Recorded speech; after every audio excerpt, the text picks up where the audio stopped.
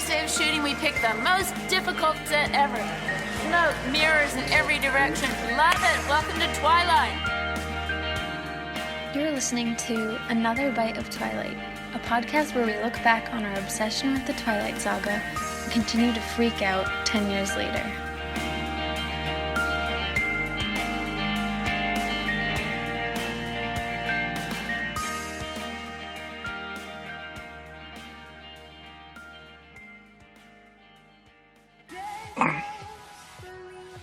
It's your turn not to break me. I love you. I love you. Renesmee. She's incredible. I have to get out of here. Okay, I could help you. Or not. You nicknamed my daughter after the Loch Ness Monster?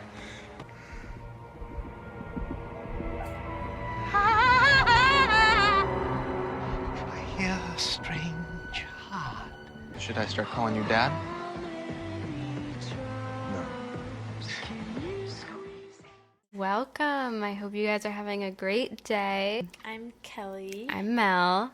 Or you can also call me Kel. Yeah, you can also call me Melissa. But we're Kel and Mel, and it's another bite of Twilight. Yes, we're cousins, we're roommates. We started this podcast a year and a half ago. Should we update our theme song soon? Because it says looking back 10 years, and it's 11 years, almost 12. Yeah, whatever.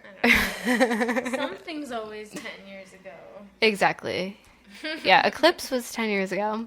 Yeah. Which, speaking of, we are attending the Twilight Festival in Washington State in September 10th to the 13th, and the theme is Eclipse to celebrate the 10-year anniversary. Yes, the Forever Twilight and Forks Festival. It's crazy.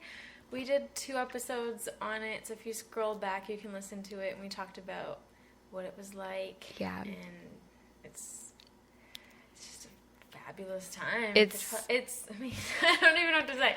If you are obsessed with Twilight and you don't know how to satisfy your obsession, I guess, then going to this festival does the trick. It is overwhelming and emotional, and It's in Forks. it's a once-in-a-lifetime opportunity. The real Forks. Mm-hmm. And it's basically Twilight parties every day. Every single day. And the actors are just amongst you. Yeah. And just listen to our episode because Yeah. we share We go into depth. nitty-gritty. Yeah. Yeah. But we hope to see you guys there, and we're doing a live podcast. So we hope to meet you and talk about the podcast in person and just obsess over Twilight together. It's like Disneyland, but for Twilight fans. It's so cool. Yeah. So, Mel, what are we doing here today? So we just watched Breaking Dawn Part 2. Yay! Ending our watching of the movies on the podcast. Sad. We've kind of been putting this off for me because I was sad I didn't want to end the movies. Yeah. But yeah, so maybe we should talk about our experience seeing the movie for the first time. Well, we saw it together Mm-hmm.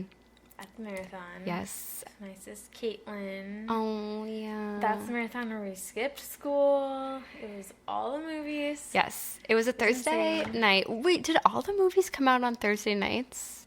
I think they did. So because they come out on Fridays, so Mm. the midnight show would Oh, be yeah. Thursday. Yes. Yeah. That makes sense. Yeah, so we Technically Friday. bought tickets way in advance and skipped school, and that whole day we saw all the movies back to back, and there was only like a handful of people there actually. Which is good and bad because like I feel like the audience wasn't big enough to like really react the way a midnight premiere would. Yeah. But it was also just like cool because everyone there was like into it. Even though we didn't interact with them much. There was a family. A full-on family with like kids and parents. There was that 30 or so year old guy that was there by himself. By himself in work clothes. with a tie. Yeah. By himself. By himself the whole day. Which, actually, looking back, that kind of sounds creepy, but you can tell that he actually was just, like, interested in it and, like, didn't want to... you know. It was just his own. It was for himself. It was for himself, yeah. Oh, I wonder where he is. Poster. Yeah, we got a poster. And a badge. We just ate popcorn the whole day. But that was, like, honestly, probably in the top, like, 10 best days of my entire life. Wow, Mel, you used to say it was the best day of your life. I know. You know what? Maybe top 5. I don't actually... That's okay. I never said it was the best day of my life. But I don't even know what the best day of my life Yeah. was. Honestly, I feel like one of the Twilight Festival days might have been the best day of my life. I know.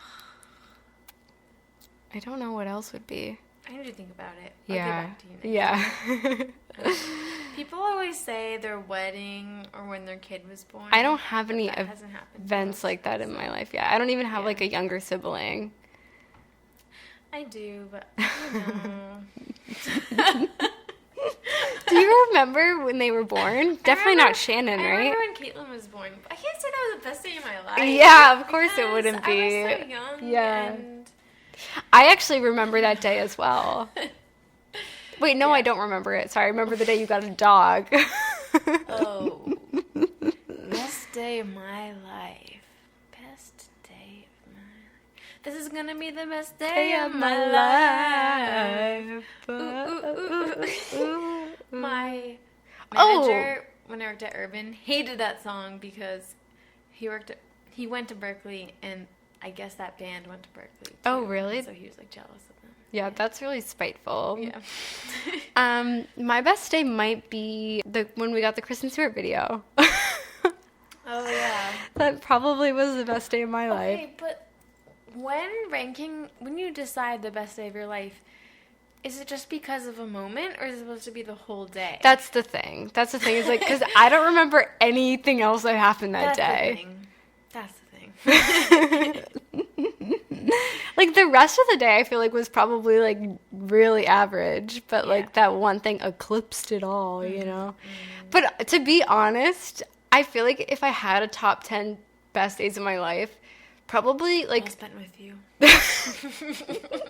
That's good. That's really good.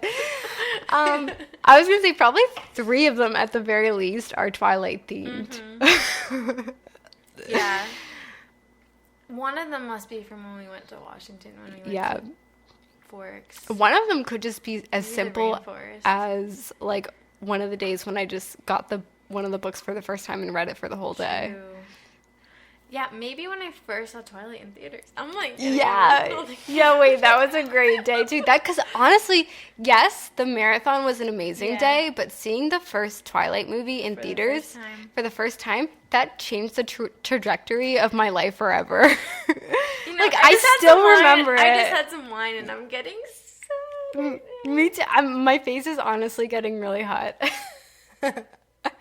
It's like, we're never going to get that moment back. I know. But it's also really beautiful that, like, I still remember exactly where I was standing when I processed certain thoughts about the movie. Like, I remember standing in my kitchen in the doorway thinking, like, this is an amazing movie. I need to see it again. Like, exactly where I was, and the look on my mom's face.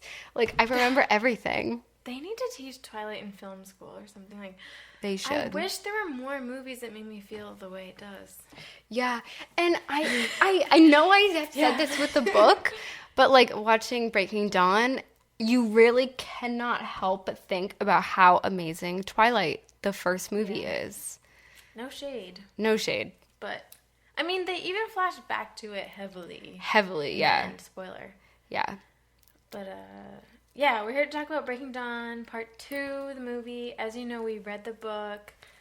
We also discussed the books. If you want to go back and listen to that. We love the books. Yes, we love the books. We both studied English. Yeah, you said that so intensely. We did. We both studied English in schools. Well, actually, we said that in the beginning of the show.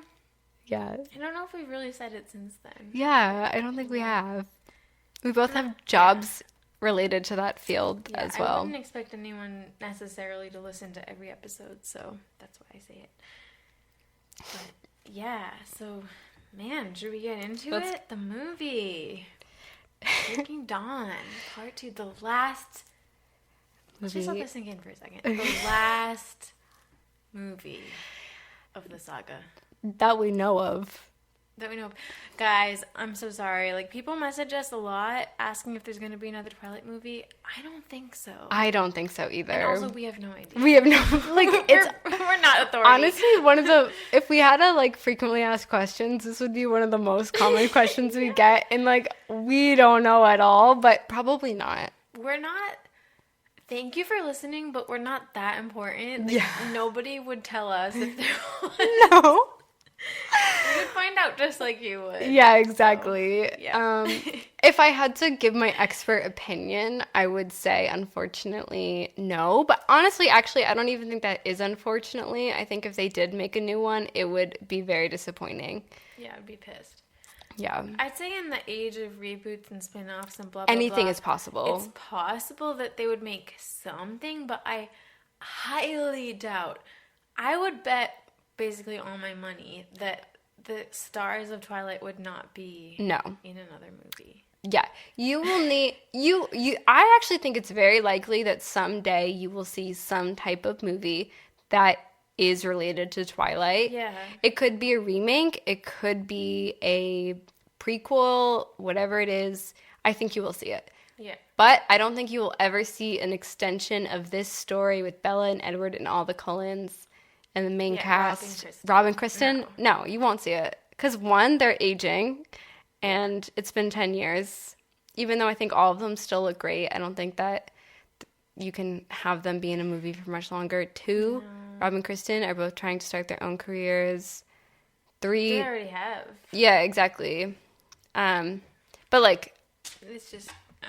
It's unlikely. And three, they're, like, exes, so they wouldn't be in a movie together. I think I honestly believe all of the other actors, with the exception of Nikki Reed, would be in a sequel if it came out. I could see that. Who else? I feel like Michael Sheen probably wouldn't be in it. Yeah, maybe not. But he's not necessary to the story. Anna Kendrick wouldn't be in it. Yeah. She actually might as a joke. I don't know. That would be interesting to see who would do it and who wouldn't. Yeah. Definitely Cullen Lutz. Definitely Ashley Greene. Definitely Taylor Lautner. Jackson Rathbone, I think, probably would. Yeah. I'm forgetting. Oh, Peter Fasinelli. Elizabeth Reeser. Yeah. I think they all would. I don't think Nikki Reed would. Yeah. But I don't think... Why would she?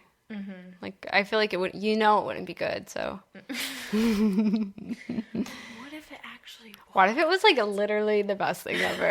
I would be so impressed. That'd be awesome. But I also say to people when they ask us this, like, I feel like they couldn't just make a new movie. Stephenie Meyer would have to write it first. And what is Stephenie Meyer going to write that... What would it be? Yeah. But what if, like, there was, like, this huge plot twist in life and Stephenie Meyer actually, like, just tomorrow publishes a sequel and we find out that Lionsgate actually had another contract with all of the actors that if there was a sixth movie, they would have to be in it. That's not going to happen. That would actually be insane. It would be sick, but that's not going to happen. Anything is possible. Like, this coronavirus thing is, like... Connecting... It's getting so out of hand, and it's like, okay, who would have thought that this would happen?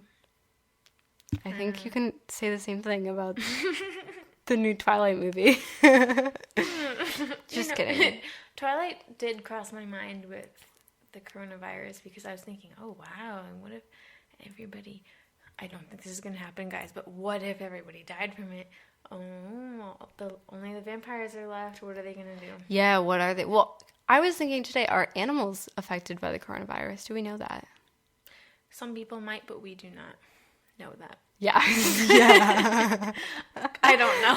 We don't know that, and it's not worth looking up right now. It has really nothing to do with Twilight. No, but I think it's nice that we drop some, like, topical references into the episode to just date it a little bit. Yeah. It'll be cool, like, 10 years from now when we listen to this. We're like, oh, yeah, I remember when that was a thing. Dust this off. And yeah. Okay. Breaking Dawn, the movie, part 2, starts with some cool credits. Beautiful credits. Black and white With red all over. Those are actually my high school colors. What's black, white, and red all over? A newspaper. No, but I was thinking it's kind of nice that they made it those colors because it reminds you of the book covers. Exactly. And it's really beautiful. They have all Mm-hmm. these close-ups of snowflakes and leaves and It's trees. intense. It gets you really hyped for the Very movie. well edited. I was wondering who made that. I don't know. It is interesting that there's no voiceover because, and I know why they didn't do it, but every other Twilight movie starts with a voiceover except for this one with Bella saying something. Yeah, wait, I didn't notice that actually. I don't think that's ever crossed my mind before. Yeah, like Twilight's like never given much thought to how it would die. New moon. These violent delights have violent ends. Yeah. Eclipse. I guess just the poem. Yeah, fire nice. The Robert Frost poem. And then Breaking Down Part 1 is like childhood is a place where Yeah, never that's dies. so true. And this one is just the music, no voiceover. And I think it's just because It's the final one. it's just no, I thought it was because she's turning into a vampire, so it's just suspense. Oh yeah, and Bella's busy right now. Yeah, but I actually think they could have done it. They could have had her saying like it was the most pain I've endured, but Yeah. it was Well, worth yeah, it for because the one I loved. there's so much text about that part as well in the book. I think they could have had a voiceover. Well, what's interesting about the fact that they didn't is they do have voiceover throughout the movie, which that is something that they had neglected to do in the other movies, right? Like they only really do it in Twilight, and then they do it in New Moon, but only like in the context that she's sending Alice emails. So it's not even like a Do they voiceover not to in nobody. Eclipse? I don't Breaking Down Part 1. I don't think they do it in Eclipse or Breaking Down Part 1. I might be mistaken, but like throughout the movie, I don't think so. Right? I'm just racking my brain right now. I don't know. I don't I think think so. they could have put in a voiceover here, but whatever. How often do movies do voiceovers without it being based on a book? Like not that often, right? What movie did I watch recently? I think I watched it with you. Oh, Holes. No. We did watch Holes. Yeah, it was great. We watched Tuck Everlasting. Yeah. After our mortality episode, we watched Tuck Everlasting, and there is a narrator in that, and I was saying out loud, who is this narrator? I Yeah. never find out. I don't know, I think narrators are actually kind of common in movies. It just depends. It's like something that I feel like I never even really noticed that much. I think about it because I wonder, is this supposed to be the character, or is this just someone off to the side? Well, I think about it in like, who are they narrating to? But I think with Twilight, it's like, that's them pulling in the book. Yeah, a lot of times it's like the person when they're older talking about their experience when they were younger. But yeah, I think this is kind of a book situation. Yeah. Well, not to jump ahead, but even like in the end credits when they flip to the books, like the Twilight series more than other series, I feel like pays tribute to the fact that it was based on a book. Like we don't see that in Harry Potter, The Hunger Games, or anything where it's like really they give so much It breaks tribute the to fourth wall in a way. yeah.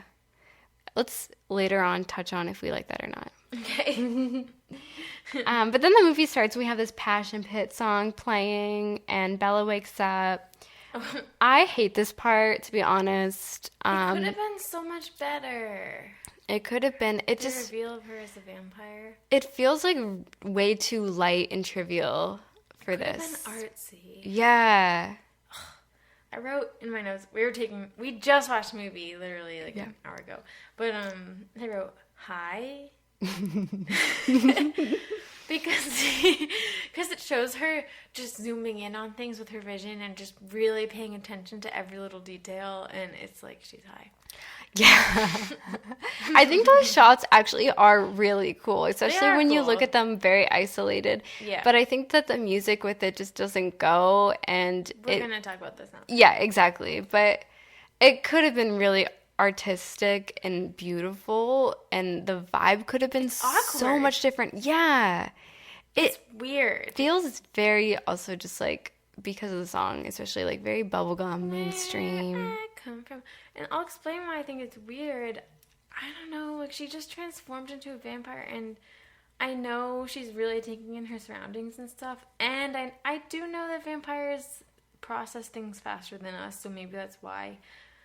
But like her and Edward are just standing there silent, and then they're just like holding hands, and it's silent. And we do have this Passion Pit song that's filling the air, but I kept thinking, like, what if this song wasn't playing? It'd be awkward so awkward you've ever seen. Yeah. Well, I mean, I actually do like the way she like touches his arm, and they like slowly look at each other and then kiss. I feel like their chemistry is really strong, even though the sound did feel weird. But the way it's shot doesn't feel intimate. Like maybe if it was closer up or something, I don't know, but it feels awkward. Well, it is pretty close up.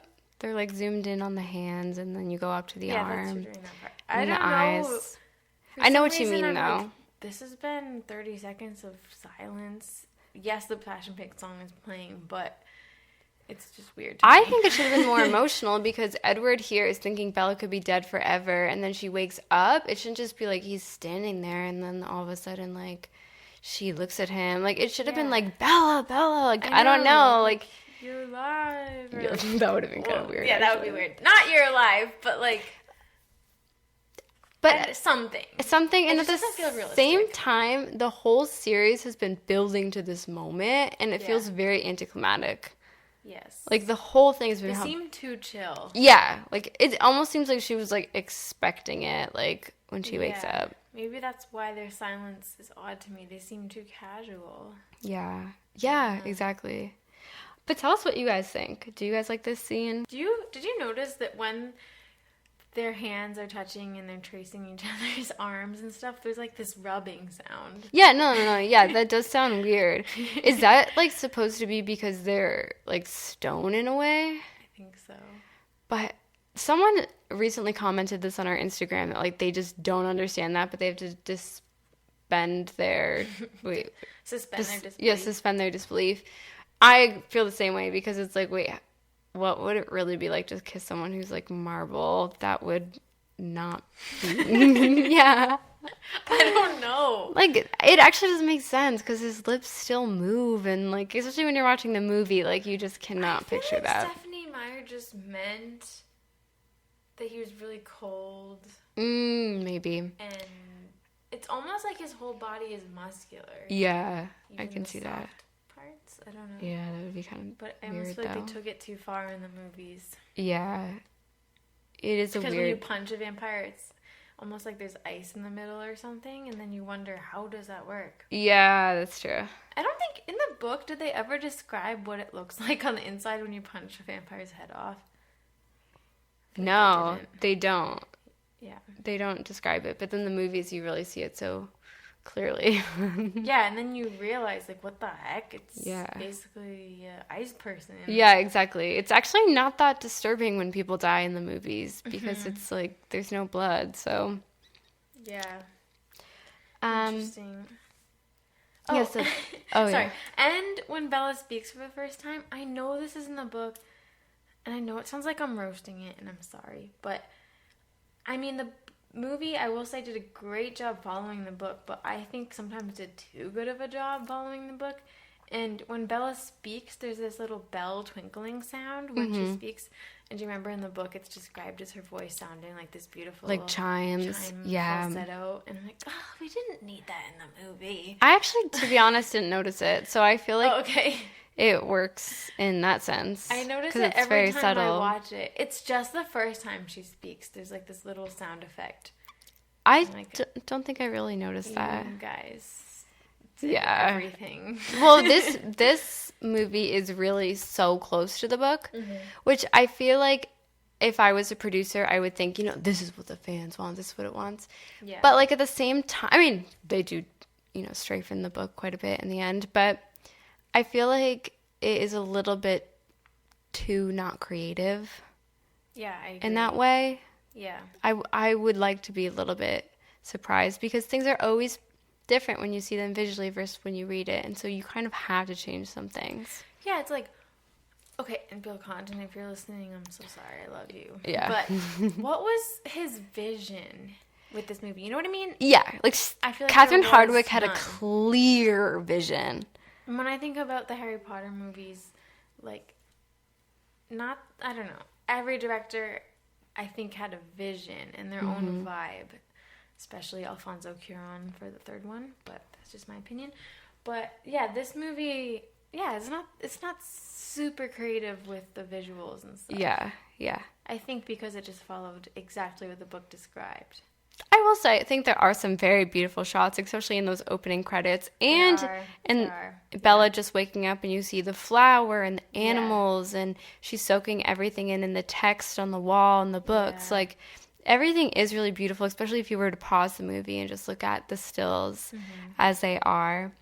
And then we see their hunting. I like this scene, to be honest. I think it's good. Yeah, me too. The running is a little bit awkward at times. It, like, reverts back to the old animations.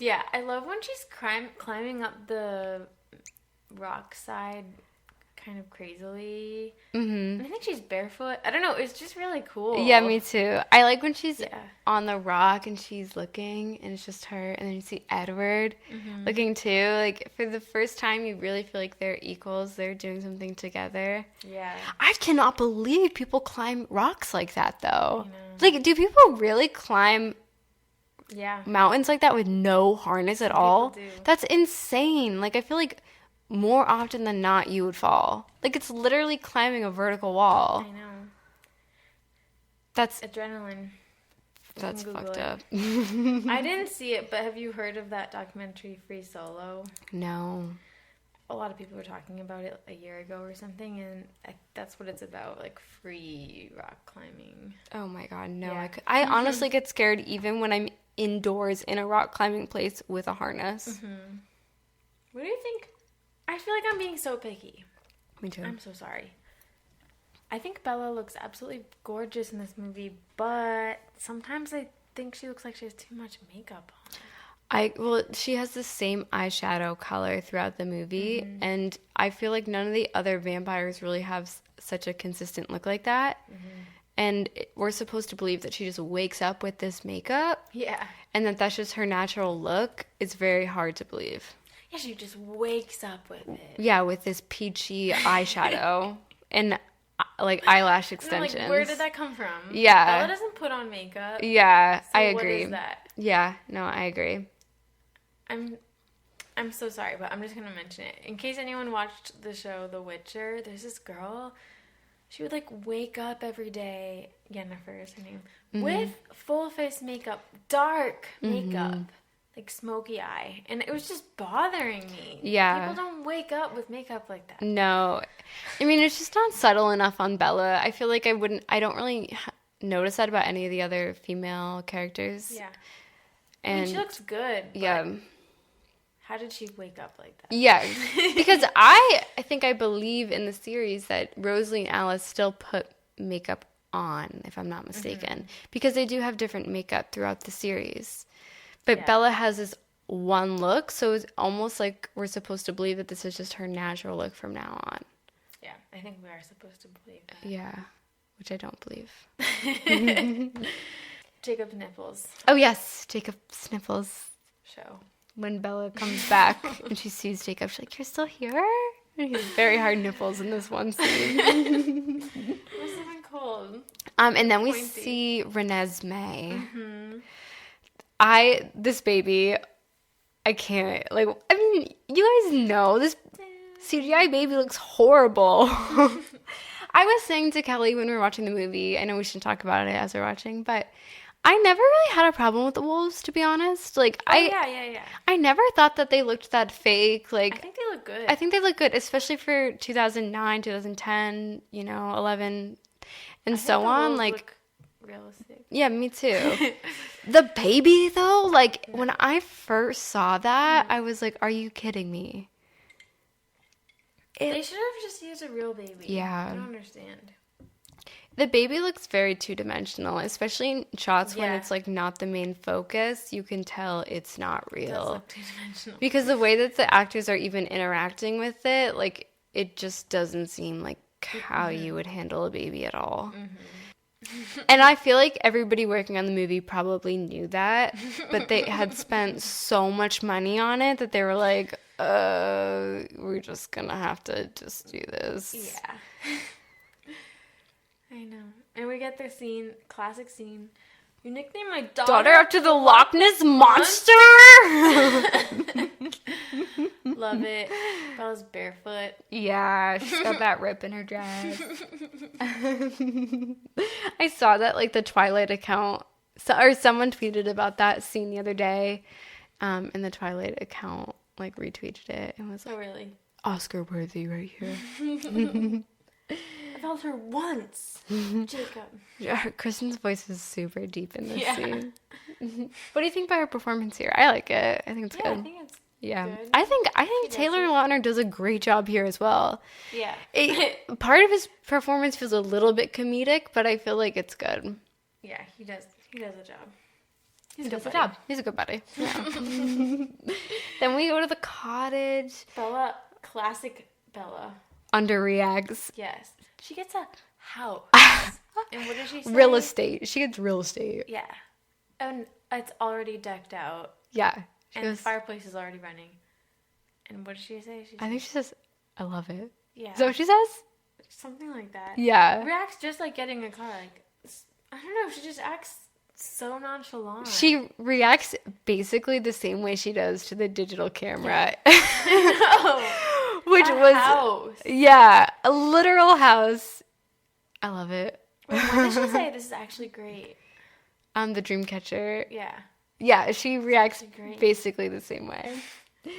And then right from there we go into a sex scene, which, don't get me wrong, I love Bella and Edward's sex scene, but it's weird that it takes place right here because in all the other movies well, actually maybe not Breaking Dawn, but like, I don't know, you always build to that scene, and this is like the steamiest thing we get in Breaking Dawn Part 2, and it happens like within the first 20 minutes of the movie. It's like, what else do we look forward to now? Nothing, absolutely nothing. I gotta say, I want to get back to the sex scene. I just wanted to say that I love the yellow hallway. I'm inspired for my dream house someday. Yeah, me too. And then I do like that they have sex next to the fireplace. Very cozy, very cool. Yes. I like it. Yeah. It's beautiful. Expect to see it on our Instagram. Yeah. Oh, guys, I'm gonna go crazy with the stills from this scene. What do you think of the sparkles illustrating what an orgasm feels like? I don't like that. I hate it. I kind of go back and forth. Really? Yeah. Why do you like it sometimes? I hated it. Now I dislike it again. Okay. But at one point, I don't want my family to listen to this. They might not. At one point, I was like, okay, I feel like that actually is how it feels. Yeah. But also, like, why are they showing us how it feels? Yeah, we don't need to know. We don't need to see that. Like, And in her facial expressions and stuff, you get how it feels. exactly. Like, we Yeah. don't need to, like, be literally... Wait, is that almost implying that she had never had an orgasm before that moment? Like, why are we focusing so much on it? In the real world, I don't think she would have. You don't think she did on her honeymoon? Well, she's only had sex twice. I just kind of doubt it. Exactly. But she had such a great time. I think in this world, yes, she did. Yeah. Oh, okay, Somehow, yes. Yeah. Somehow Edward is so good. I get what you mean. Yeah. Yeah, I think she did too. Because she said, as a human, I don't think it gets much better than that. Yeah. However, I think the reason they're showing us these sparkles and stuff is to tell us that vampire sex is even better. You're right. Exactly. It's out of this world. How come we don't see Edward have an orgasm, though? Yeah, I would have liked to see that. That would honestly be such a game changer. This is supposed to be the female gaze, kind of. Well, we're supposed to be in Bella's perspective. Show us Edward. Yeah. Well, Oh my god, I would love that. probably because We just get this shot. Yeah, but I feel like it's less attractive when a guy does. That's true. It would be like a little It's bit. Rob, though. Yeah, he can do no wrong. Yeah. This is pretty PG-13 plus. That would be really raunchy, actually. Yeah, well, guys, remember, I'm not going to go on about it, but we do have a petition link in our bio and our Instagram. Check it out, please. I wish they showed that. I know. I want to see, is Edward having a good time? I care about that. They are a little bit too much focused on Bella here. And don't get me wrong, I don't mind that at all, but I do want to see Edward, like, really, really into it, because this is the first time he can just let go and like... he's been waiting longer. Yeah, that's true. But I will say, I love his face after they have sex when they're by the fireplace. He looks really satisfied. Yeah, like, he looks... But he looks smitten. In order for them to conceive, he did have to finish as well. Oh, God, no. Yeah. I hope, like... Does that mean what I think you mean? Yeah. Yeah. So, like, this is not his first rodeo either. You're so right. But it is disappointing that this is, like, the most that we get in this movie. And it's hot, don't get me wrong, but it's not long enough. And it's too zoomed in. It's too zoomed in. I know. Yeah. I kind of want to watch it again. Yeah, me too. I'm gonna literally, guys, I hope no one unfollows me. I'm going to just spam our Instagram with stills from this one scene. You might get reported. I know. Hopefully not. So right after this scene, though, we have a little shot of Rosalie and Renesmee, and then Jacob is, like, watching them from a window as he's, like, eating a sandwich. Blondie stole her. It's creepy. I don't like it. No. Blondie stole her. Blondie stole her. Takes a bite of the sandwich. It's not your kid. Yeah. Stole. Blondie. And, okay, Carlisle sitting there at the table on Yeah. a tablet. And I was wondering why he looks really serious and busy. Well, he is a doctor. He's a doctor, He's probably doing his, patient reports or something. Yeah. Yeah. I wonder how long it takes for Carlisle to do, like, his doctor homework. Probably not long. Yeah. Since he has that vampire mind. Yeah. Oh, there's a shot where they show Jake fixing up a bike or something in his garage. I really liked that. I don't remember it. It's very short, but I don't know why they showed it. It's kind of Bella. She's doing her voiceover, saying that everything was back to normal, basically. I think it's when they show her standing in the sunlight. She sparkles, and then it shows Jake. And Renesmee's growing. I don't know. There's all this stuff happening, but really no conflict. It's before Irina shows up. And it does show Jake in his garage working on a motorcycle, I think. And I liked that. Oh, yeah, I like that too. It's true to his hobbies. Yeah, at least he still has a life. Yeah, he's not just watching Renesmee from a window. Just staring. Yeah. I love the Jacob and Charlie scene. It's funny, but... What do you mean by Jacob and Charlie scene? When Jacob... For the listeners. Oh, sorry. When Jacob reveals that he's a werewolf to Charlie. Because we don't really get that in the book. We just kind of get Jacob telling the story. And I like being in his perspective there and watching Charlie's full-on reaction. It's funny. And any scene, to be honest, I don't think there's, like, one scene in the Twilight series with Charlie that I don't like. He knocks it out of the park every time. Every single time. And I think that there are some lines that they give him that could be really stupid. Like when he says, I watched this kid I knew for his whole life turn into a very large dog. Yeah. Like, I feel like that could have been a horrible line and really cheesy. He pulls it off, but he pulls it off. Yeah. Yeah, I agree. There's, like, he can't do any wrong in the series. He's amazing. He is amazing. And when he's just, like, watching Jacob undress. And honestly, Taylor Lautner, you do a great job as well. That's sweet, Mel. What do you think? Do you think he does a good job? He's comedic. Mm-hmm. I think he does a fine job. He's not wearing socks, we noticed. He just takes his boots off. His combat boots. It's pretty gross. I know. Especially since he's so sweaty. Jake, you stink. You really do stink, Jacob. Like, yeah, no shit. He's not wearing socks. Jacob does have a musk to him, I bet. I bet. Even to humans, I'm sure. He has BO. Yeah.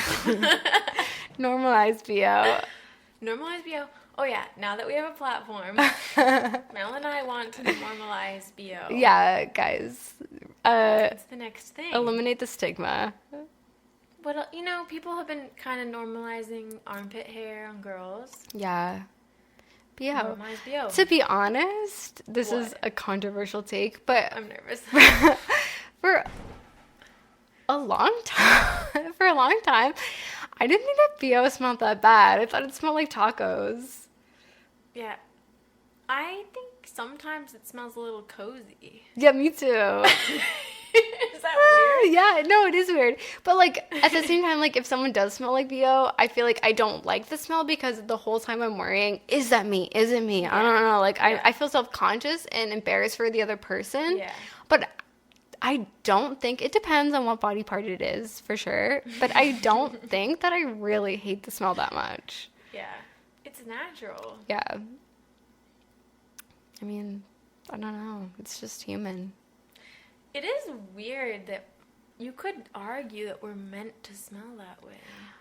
Yeah. Like, why do we smell that way? There's probably a survival reason for it.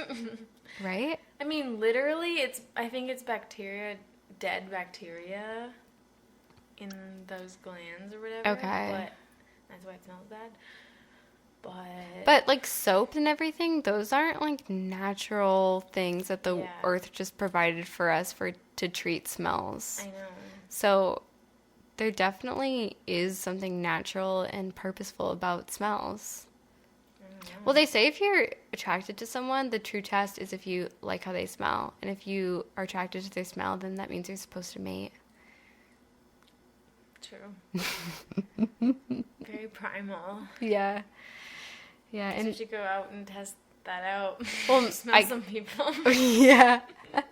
Well, I have used that as a judgment for me if I really was not attracted to the way someone smelled, which has for some reason occurred several times in my life. Really? I've been like, you know what, it's not meant to be. Everybody I've dated, I liked how they smelled, but they all used cologne and stuff. So yeah. You've never been with someone who smelled really bad? No. Oh, okay. Don't think so. Yeah. Do you think I have? No, I've had a few experiences where I was like, I can't do it. They smell too bad. No. Yeah. You guys all smelled great. Congrats. Okay, so Alice gets her vision of the Volturi coming. Oh, but when it happens, it's very, very, very cute scene of Edward playing piano. Yeah. Very adorable. And Renesmee's there. Wait, did we skip over the arm wrestle scene? Yep. I was going to say that I think that the boulder looks really fake. Does. I don't like it. Yeah, Bella arm wrestles with Emmett. It reminds me The rock of doesn't look real. when they're carrying the trees and stuff in Breaking Down Part 1. Oh, yeah, the benches. Yeah, you can just tell it's like a prop. I don't know. Yeah. Oh, and also one thing I want to say about the movie is like the set. Like you can just tell that they're not outside the whole time, and it makes such a difference. Like as Kelly was saying when we were watching it, like you can just tell it's artificial lighting, and it really takes away from the Pacific Northwest vibes that you get in the first movie and even in the second movie. Yeah, cinematography is not great. It really does make a difference being in that natural light, and I don't know, you can just tell, even when they're in the house, that you can tell that the light coming in the windows isn't real. Yeah, exactly. You know? And especially I feel like it makes a difference as well because there's not a lot happening in the scenes. Like they're actually just kind of standing around in every single scene. Yeah. So when you don't even have that happening, like it's really boring. It's like you're just kind of like watching. It's awkward. Like you're just almost just watching actors on set just reading lines. It would have been much more beautiful if they were actually in nature somewhere during all those scenes. I agree. You can just tell. And if they were in nature somewhere, I feel like it would have been not that hard to even do that, and also make very simple scenes where not a lot happens very beautiful. Yeah. And artistic, and give it a vibe, because shadows and everything. Yeah, like nothing about these scenes where they're just standing around has a vibe that you really want to replicate. Yeah. It's odd because this one probably had the biggest budget of all. Exactly. So what the fuck? It's just such a testament that when you have more money, like you can really easily ruin something. Mm-hmm. No offense. Well, we also skipped over the when Renesmee jumps and catches that snowflake. Oh, yeah. It's horrible. I dislike that. Yeah, because she like also just kind of stays there for a while. And she floats in the air. Yeah. I remember I got in an argument with Kyle, my ex-boyfriend. Shout out! About that, I said it was What, dumb. he was defending it? Yeah, he's like, no, you need that because she can tell there's, like, something different about her. And I was like, no. What the fuck does he know? But she has great vision. She can see with her own eyes that it looks like an immortal child. Exactly. She didn't need to. I know that the book, I think, did describe her as jumping 15 feet in the air or something. Maybe it was 10 feet. I don't remember how many feet it was, but... Again, it didn't need to follow the book so closely. Yeah, because sometimes when you see something, it doesn't look normal. Like, it doesn't look... Even if it's a supernatural story, it looks stupid. Agreed. And, I don't know, it's just too high, and... She jumps really high in the air. Yeah. And also, like, Hovers. I feel like with hovers, she stays there, she floats, and I feel like with every single movie we've seen in this series so far, that doesn't really match the powers that the vampires have. Like, we never see Edward just kind of jump that high in the air and float. Yeah. He's always moving. Vampires do not fly. Yeah. As we know. Yeah, it looks like she's flying. Yeah. So, yeah, Irina sees her and then runs away. Yeah, and I was wondering, what is Irina doing there? In the book, It's probably in the... They probably say it in the book. Someone's probably going to tell us what she's doing there. Actually, yeah, she was probably just visiting. Yeah. No, I think she went to apologize. Did she not go to the wedding? No, she did go to the wedding. Oh, she did go to the wedding. Yeah, and she's like, they invited one. Okay, I think she went to apologize for that or something. Okay, stupid. I know. It's just They like have nothing else to random. do, so. Yeah, true. We were talking during the movie about, so these are their friends, and they're vegetarian friends. Why do they live so far away? Like, they're in Alaska. I know Alaska and Washington are kind of close, but, I mean, well, you know, they're their only friends. You'd think they'd want to hang out. Yeah, especially since they don't have it. Even though there's like a clan of 6 of them, I'm sure it would get isolating that these are the only like people that you interact with all the time. Yeah. But I do think that there is some danger in being too close together, because then it's like true. They're all one clan, and the Volturi wouldn't like that. I know. So they do have to Volturi separate. would be after them for sure. Yeah. It's just too bad. I don't know. It's definitely in the book. We're just being lazy and not looking, but I think she just stopped by to possibly say sorry, or just to see Bella as a newborn. Maybe. It's weird. She went by herself.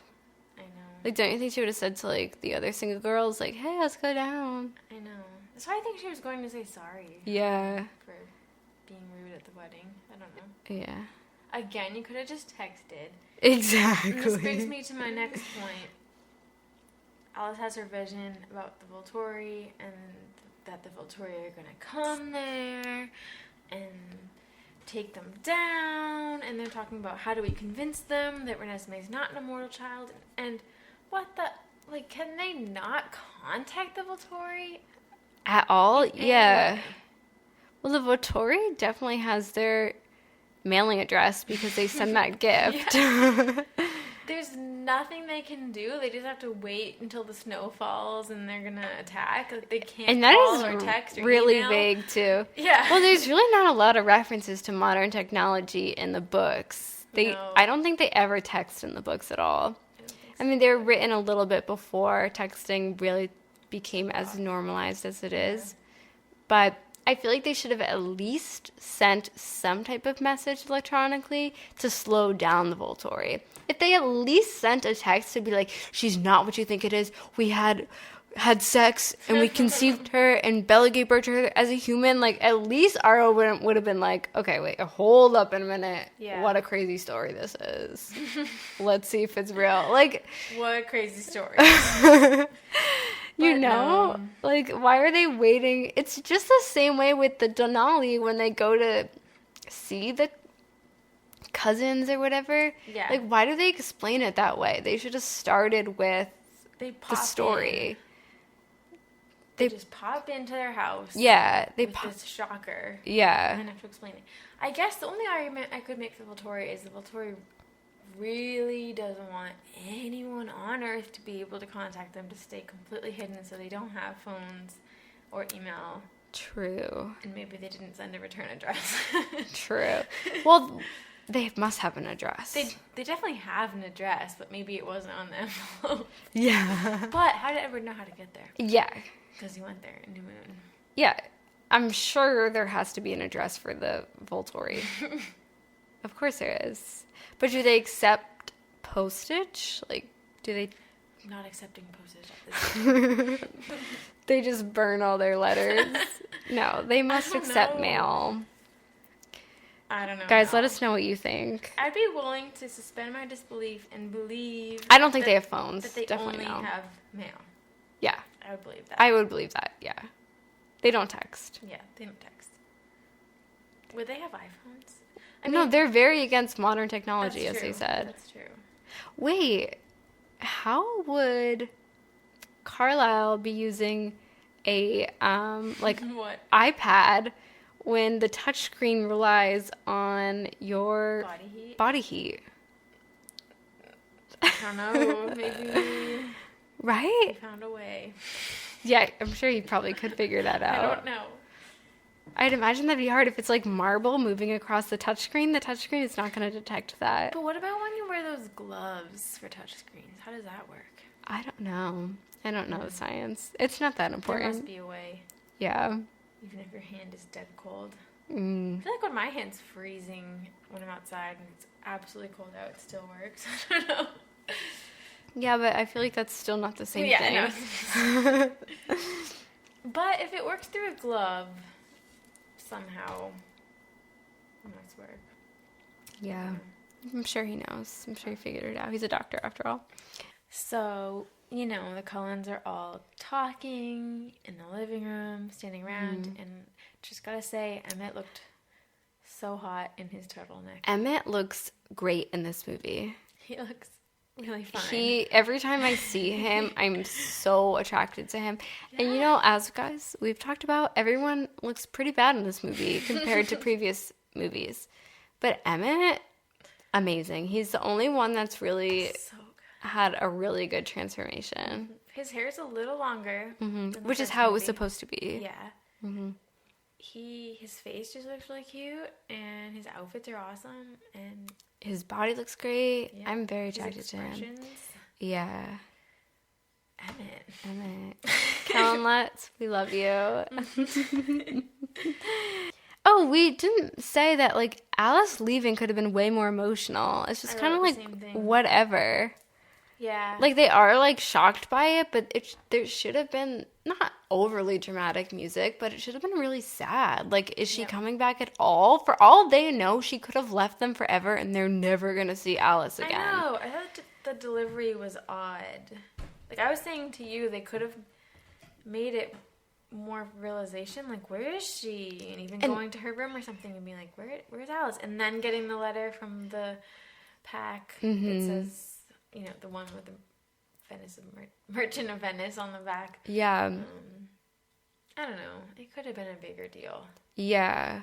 Because also I feel like this movie, because they split the books into two, I do think that they need to make up some scenes here. This movie goes by fast. It goes by very quickly, and, like, they need to buff it with some really emotional... I mean, they really think they're going to die. I feel like it needs to hit you a little bit more. Yeah. And so if they did something like that with Alice leaving, especially for people who haven't read the books before, it really could have upped the stakes so much. We're all about upping the stakes. Yeah. Stakes aren't up enough here. So, they're recruiting all these other vampires to join them, to witness them for Renesmee against Volturi.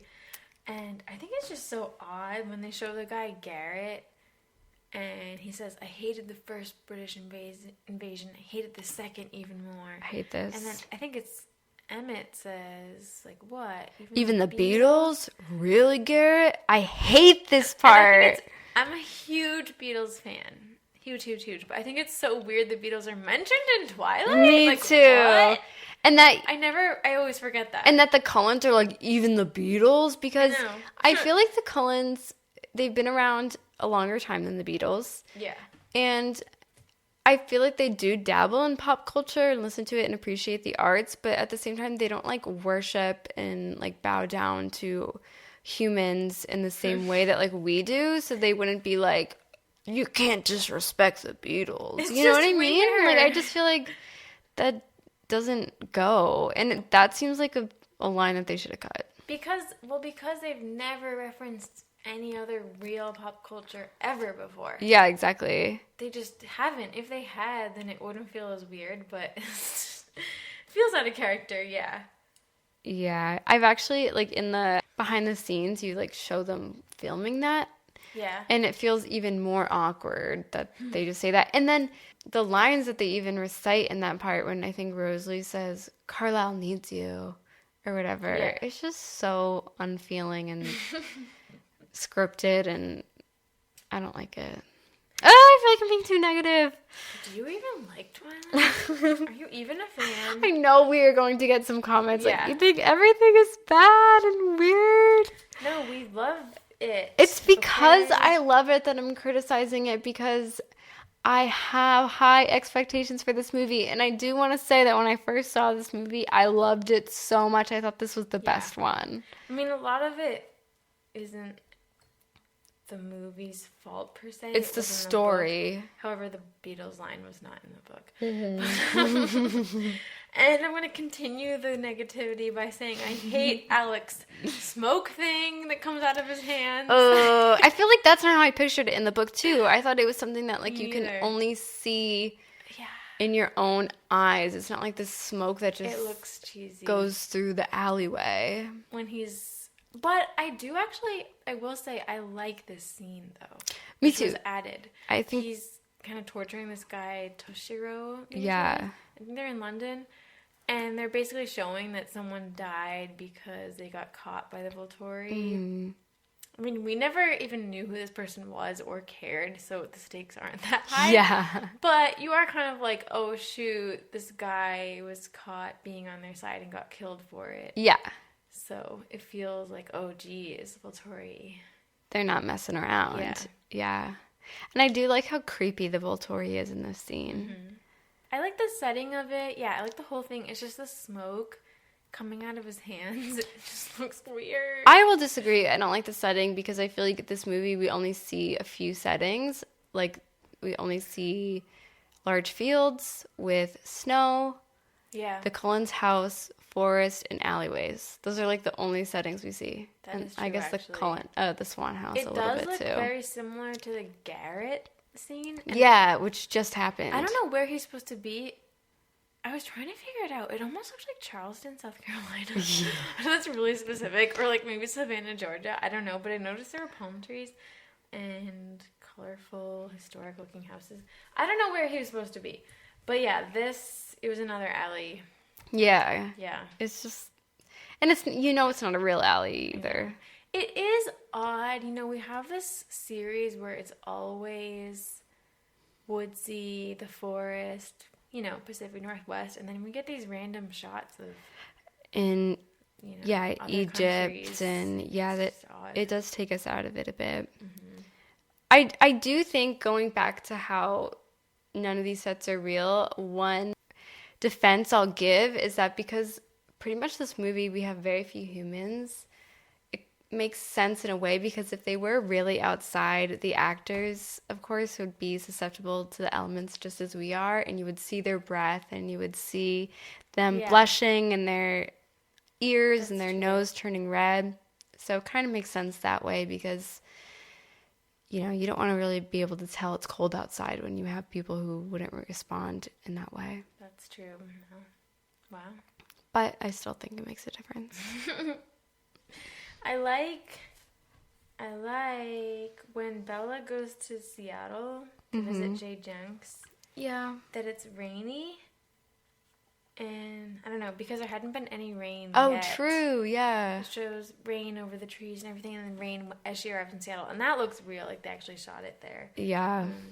Because, yeah, it's supposed to be rainy. I know, we don't see any rain when they're in the forest. Yeah. They forgot about the rain. They forgot about the rain. That's so true. Mm-hmm.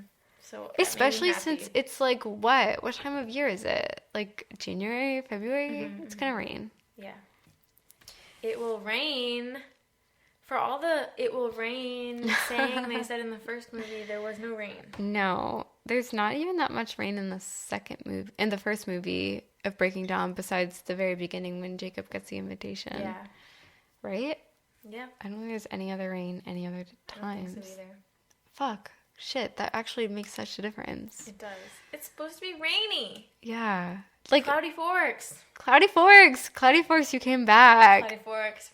Cloudy Forks, I think you changed your username. Am I mistaken on that? And then you changed it back. You changed it back. Are you even listening? I hope so. Let us know. But I love that username. I love that account. Shout out. I wanted to say, I feel like the Jay Jenks scene wouldn't have made sense to me if I didn't read the books beforehand. Because I know you see that his name is written on that page in the book, and then she goes to meet him. But I feel like if I was just watching the movie, I'd be like, what is going on? Maybe. I can't say. Yeah. I only know my perspective. And then we go, and it's Christmas time.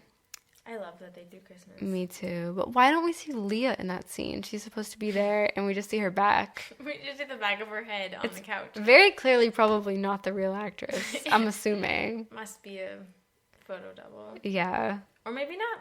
Maybe. I don't know. Yeah. I would love to ask. Maybe they cut some of the scene down. I like that scene, though. It's Me just too. Cute. What does Renesmee say when she gets that bracelet? So pretty. It's so pretty. I think she's cute. Should we have a battle? I think she's awkward. I actually love Renesmee.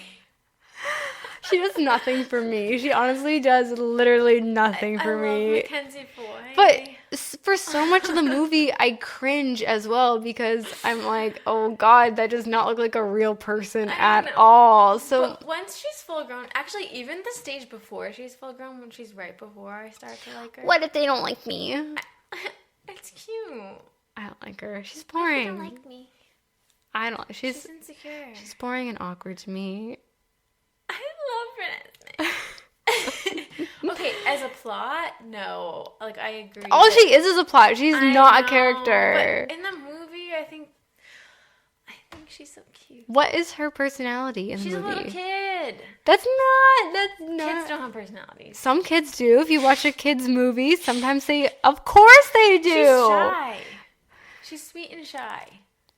And nice. Boring. Too perfect.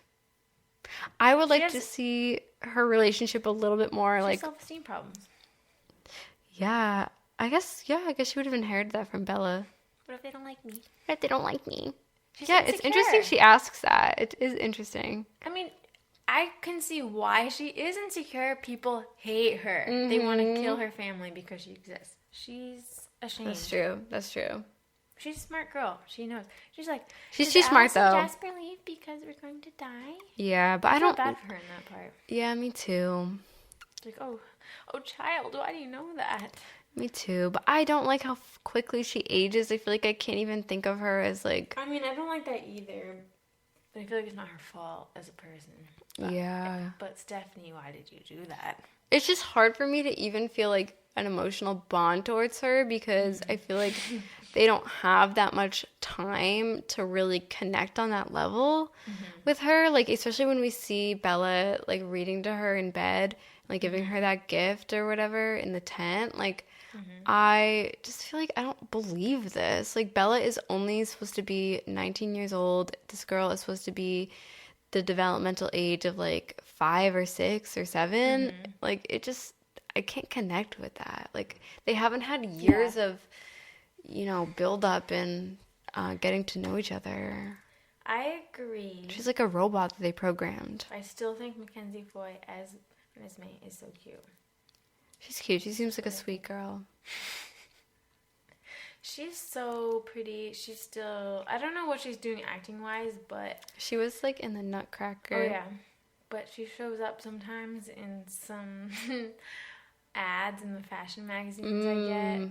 I think she was in Marc Jacobs or something. I don't know, but she looks so pretty. I do want to say I also hated at the time when they did press for Breaking Dawn, and there was, like, the whole thing about Mackenzie's swear jar on set. She had a swear jar. Like, oh, how cool of her that she had a swear. I don't know. I like, bet that wasn't true. I bet it wasn't true, but, like, it's just, like, what a lame little kid that is. I know. I bet that was one of those fake stories. It probably was. Eric Odom talked about. Yeah. Okay, Garrett. Remember. Wait, is that really mean that I just No, it's fine. said that? No, but I just wanted to say that Garrett, does anyone else also think that he references the Revolutionary War? Way too much. There was like literally 6 references to it. So many times. It's like, okay, move on. I know, we get it. Was you he were in the Revolutionary War? In the Revolutionary War as a human? I think that's what he's getting at. Okay. I don't know. Maybe not. We don't see Jasper go on like that about the Civil War. I know. It's like, shut up. Yeah. What if Edward was like always like, oh yeah, back with the Spanish influenza. They're all just like. And when he's like, the redcoats are coming, the redcoats are coming. Yeah. It's like, get over it. And you know what? We're from Massachusetts, so you think we'd be into this, but. No. I think like maybe 2 lines would be funny. Yeah. But there's I think many. If he said maybe like 5 or 6. I think if he said the British invasion won without the Beatles line, and then if he said the redcoats are coming, it'd be like, oh yeah, wait, he's the revolutionary guy. But he said, I fought a king's rule once, I'll fight it again. Like it just was on the nose. Like, we get it. We're not stupid. He was in the Revolutionary War. Okay. And at the campfire, he says it too. Yeah. Oh, yeah. I don't remember what exactly he said. I think he says something else too. I got this close to. Yeah. Something. Yeah. And it's like, okay, wait, haven't you been alive for a while since then? Like, you've had no life experiences that you can reference right now at all? Guess not. That'd be a really sad existence if you've been alive for like hundreds of years and you're still bringing back things that happened like so long ago. Yeah. What else you got? Oh, when they're all like, you know, talking about fighting and it's getting really messy and they might die, Edward has that line where he says to Carlisle, like, I can't help but think that all this happened because I fell in love with a human. Yeah. It sounds like he's like regretting everything in that. No. I think he just feels bad. I do think it makes sense that he would feel that way because it's like, Jesus, we're getting all these people involved and like they all could likely die. Mm-hmm. And it is a lot to ask of them. It is a lot to ask. Their lives. Yeah. Oh, remember, we did not care what you did, Carlisle. Yeah. I love that part. Oh, I said that I thought that Jacob and Benjamin had some chemistry. Chill. When Benjamin lights which, first of all, Rami Malek, so cute. Yeah. When he lights the fire and then Jacob's like, all right, that was pretty cool. And then they sit down next to each other at the campfire. Ooh, again, Jacob just having chemistry with everybody. Rami Malek should go to the festival. No, he's not going to go to the festival. Not that I don't think the festival couldn't get him. I think it's an amazing experience. But I feel like Rami Malek has totally forgotten that he was in the Twilight movies. Maybe. Well, actually, so sorry. He was in one Twilight movie. I hope not. Yeah. If they can get Eric Odom, they can get Rami Malek. Yeah, if you guys didn't know, the festival always has actors there. Like last time, Alex Mraz was there. Mm-hmm. And the guy who plays Marcus, the sexy beast. The sexy beast. Yeah. And this time, I mean, they could get Garrett, maybe. I mean, I think they know. Oh, that would be cool. They haven't revealed who it is yet. Yeah. We're just wondering, but... Or Alistair, who for some reason they show so much. He's always lurking. He's like the main character. Do you think it's because that actor was in Across the Universe? That would be a stretch. Like, that's a great movie, but he's not even the main character in that movie. I can't figure it out. I don't. Why well, him? so they show him a lot, and like the reason is like because he leaves, so he's just kind of like watching people. He's skeptical. But it's like it's not enough reason to zoom in on him so much. It'd be cool if they had one of the Denali girls at the festival. Yeah, that would be really cool. Wait, Tanya, I wanted to say that. Why does her voice sound so familiar to me? Look up her IMDb. I don't know. I know I should. She is definitely in. I don't want to look it up because I want to like first confirm that I'm right. I feel like she's in some type of Christmas movie or cartoon. Her voice. Maybe. I'll look it up later. Maybe. Yeah, but Alistair, they keep zooming in on him. Even like with little scenes, like Bella practicing her shield. Yeah. And then like the scene ends with a shot of him, and it's like, what? Like he's the focus. Yeah, like why is this of significance? It's almost like he has a secret that like nobody else knows, and he's just lurking. And then, but we never find anything out. He's just like, you know what, I'm out. And also, it's like weird that they brought him in the first place because you can tell he really doesn't want to be there. I know. I know. Carla and Esme just wanted to go to London because they haven't been there in a while. It's weird. And the way he exits too, he's like, "You even had me fooled." Yeah. And then he kind of places down this little object he picked up. Yeah. And staggers out as if he's drunk. And what was the object that he had picked up? Like, what was the significance of that? I don't think there's significance. I think it's just a little trinket on the bureau or something. But I feel like in a movie this big, any little thing like that should have significance. He seemed intoxicated. Yeah.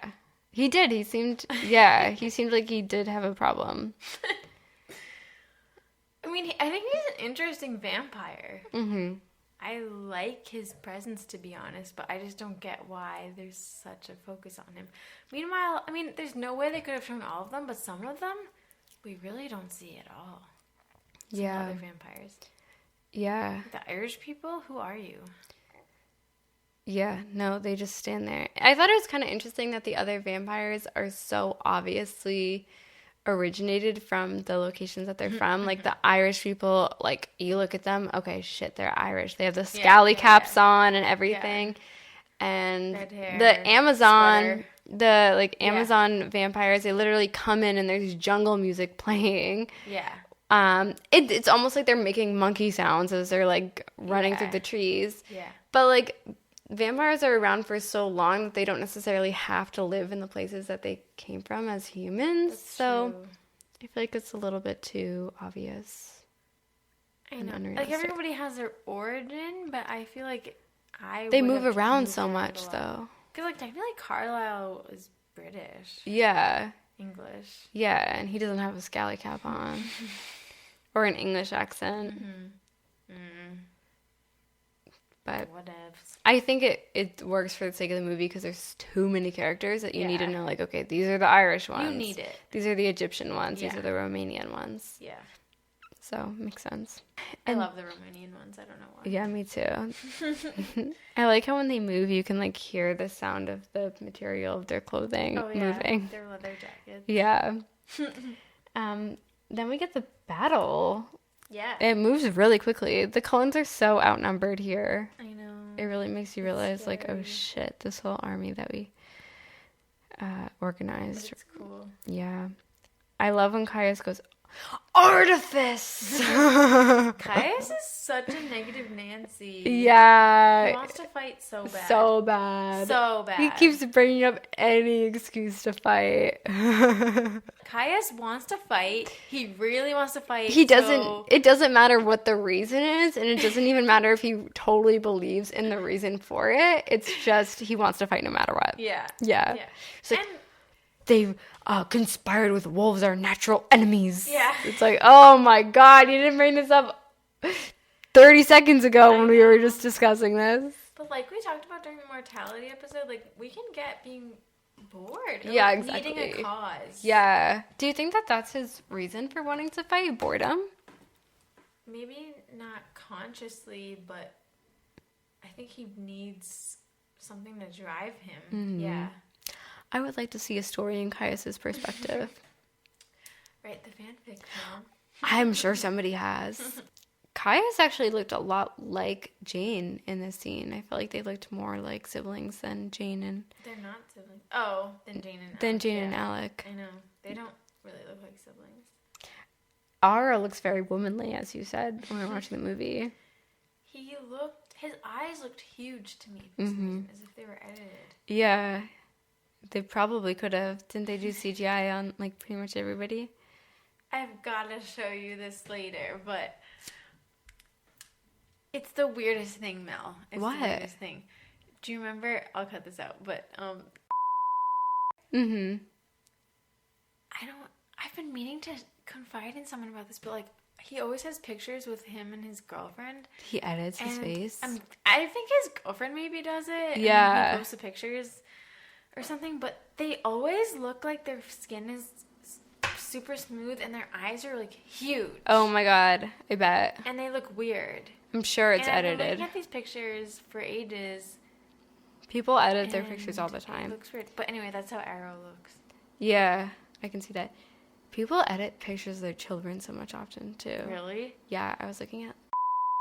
Should I edit? Should I put in beeps? Yeah. Yeah, do it. Okay. I was looking at a picture of and she was editing pictures of definitely. Oh my God, no way. Her teeth were so white. No. Yeah.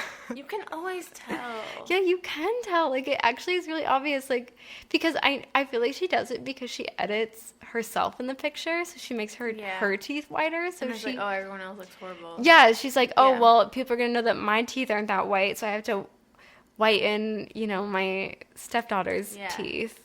Weird. Yeah. Yeah, just add beeps. I don't care if that's in there. I'm gonna keep that in. So I think it's really funny when Alice and Jasper show up. Wait, I wanted to say something. Okay. I think it's funny when Edward walks over to Aro and he's like showing him the whole story of what happened, and I swear to God, Aro's face is like he's watching Bella and Edward have sex. Yeah. When we were watching it, you were like, oh, their sex tape. Yeah, and then when you see Aro's face, he's like aroused. Yeah, he does look aroused. He does. Because he sees everything. So he's like, oh, shit.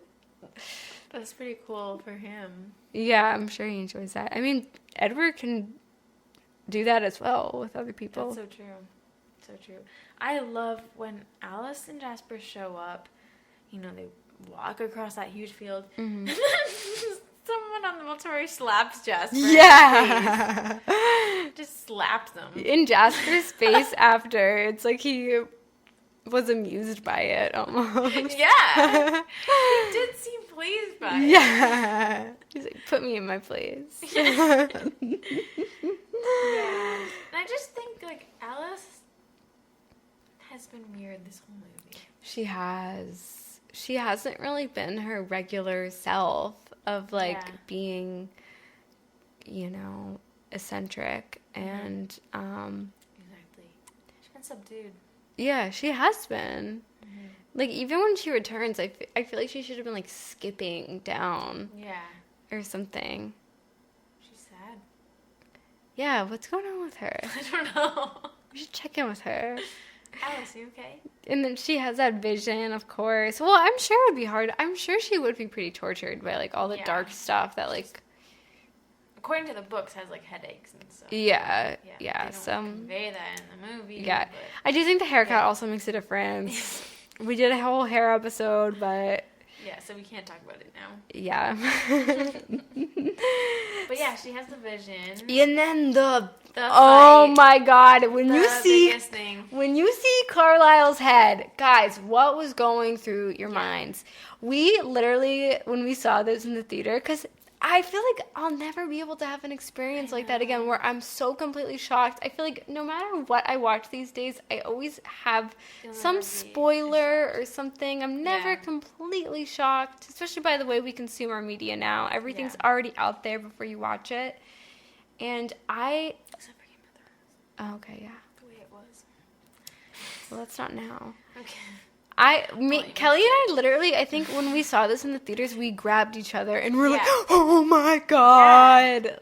Yeah. It really felt like, oh my gosh, they changed it. The book. Yeah. And I was you already saw everything that pumped. did happen in the book. Yeah.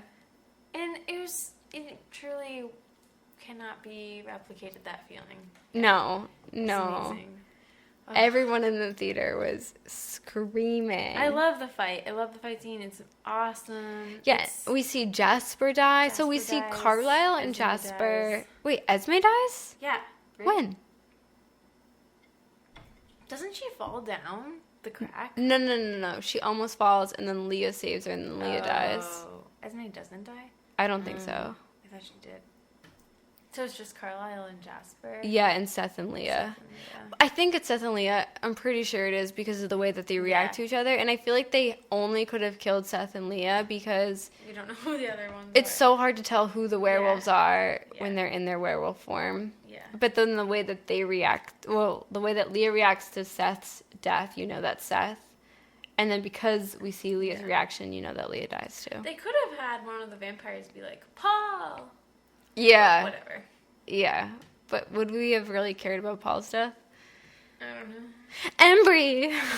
No, I would be sad if Embry died. Yeah, me too.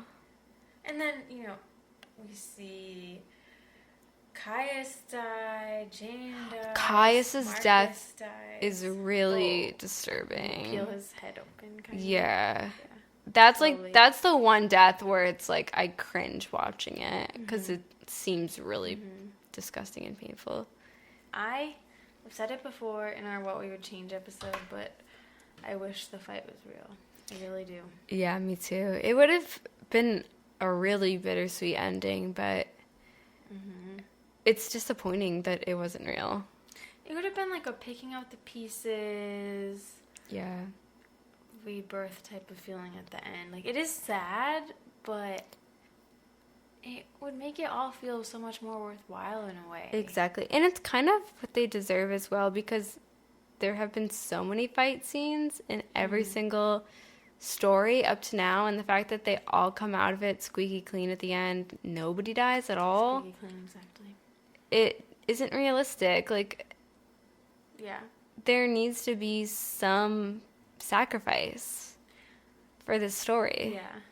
I will say that it is probably the only movie or story at all that I know that has something like that, where like there's a twist that this fight didn't actually happen. I don't think I know anything else like that, so I do it's think pretty cool.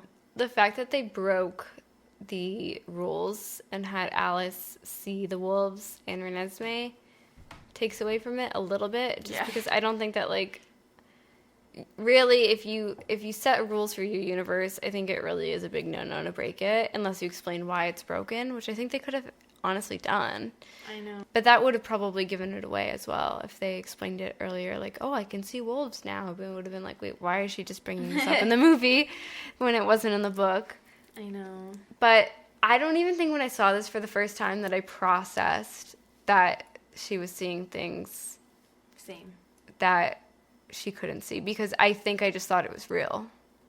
Me too. But I also don't I think wish it was. I don't think I was that surprised when it was a vision as well. Yeah. Well, actually, I remember the first time I saw it feeling this deep, almost like punch in the gut not as much as when you see Carlisle's head, but when it was revealed that it was just a vision, I did feel disappointed. Me too. I think I did too. Like, what? Oh, I don't know. It just felt disappointing. Like, I don't know. I felt like I was tricked. Yeah, me too. Yeah, and that's kind of a humiliating feeling. Well, because also I felt like even though it wasn't happy to see all these characters that you like die, I felt like there was a lot of adrenaline, which kind of made me feel excited. And to know that it wasn't real made it feel like, well, what is even really the point? Yeah.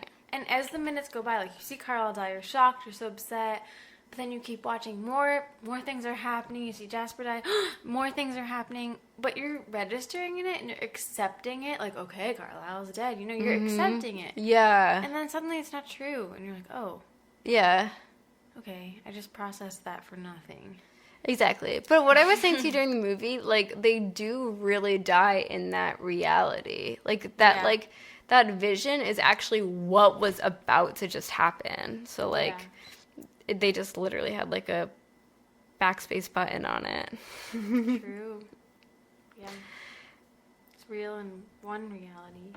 Yeah. Version of reality. The crazy thing, though, is that that's just Alice's vision, so only Edward really knows about that. Like, everyone rejoices at the end, like, we just saved ourselves. And, like, yeah, they, like, know that, but they don't really get the extent. Like, I bet Edward doesn't tell anyone who. No, I bet he does not bring up to Bella, like, you know, you don't know what just almost happened. Edward never shares anything. No. I do love how in the fight scene that wasn't real, Bella and Edward are such a team when they're fighting, because it really, especially when they grab hands and they fight Aro, it's like, you know what, the two of these two characters is what the whole series is about. Like, forget about everybody else, it's them two. I wish it was real. Me too.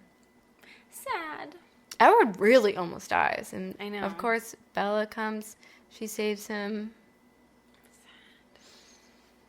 Sad that it wasn't real. What Benjamin does, though, where he, like, slams the ground and creates, like, this earthquake effect, that would have been really, really bad. That would have exposed the vampire world for sure. No, it was a remote field. How can you only play baseball in a thunderstorm, but then you can have this epic battle where you literally are, like, creating a hole in the world? I don't know now. I know, it was kind of insane. It probably would have caused an earthquake. I'm sure if he can affect the elements, though, maybe he can, like, push it back into place. Yeah, I hope so. Fill it with snow. Yeah. Push it down, guys. Push the snow. Let's cover this thing up. Yeah, doesn't it go down to the Earth's core? I'm pretty sure that's Like why there's lava? fire. Yeah. That's, like, really bad. I feel like that could be the end of the Earth as we know it. Also, Washington is kind of like on a tectonic plate. That could start like a tsunami. Yeah, that could have been... That was honestly really irresponsible. That was irresponsible. That wasn't, like... I think he was trying to save Edward in that moment by doing that, but, like, okay. That was really irresponsible. Ben, what are you doing? Yeah. Okay, so the fight is over. Well, the fight doesn't happen and they agree to disagree and Volturi pieces out. And the Romanians are like, what? You're letting them get away. Everyone just kisses their mate. Yeah. And nothing happens. Well, I brought up a point when we were watching the movie how before then, when Alice brings her witness, who's like half mortal, half vampire, from Brazil. Edward says, well, what if we can assure you that she, like, as in Renesmee, can be concealed from the human world? And my thought was, you already know that she isn't concealed because Charlie knows who she is. And Aro already knows that because he read all of Edward's thoughts. I know. I guess they forgot about that. Yeah. Yeah. What happened to the Volturi don't give second chances? They do give second chances. They give second chances there. They give second chances in New Moon. Mm-hmm. But it's interesting that they don't give Irina a second chance. Not that I want her to really have a second chance. I don't give a shit. Yeah. I think she honestly had what was coming for her. Yeah. She acted so impulsively. Stitches get stitches. Yeah, exactly. Also, you're friends with the Cullens. Talk to them. Exactly. Like, at least text them. At least. I'm sure Arena has a cell phone. I know.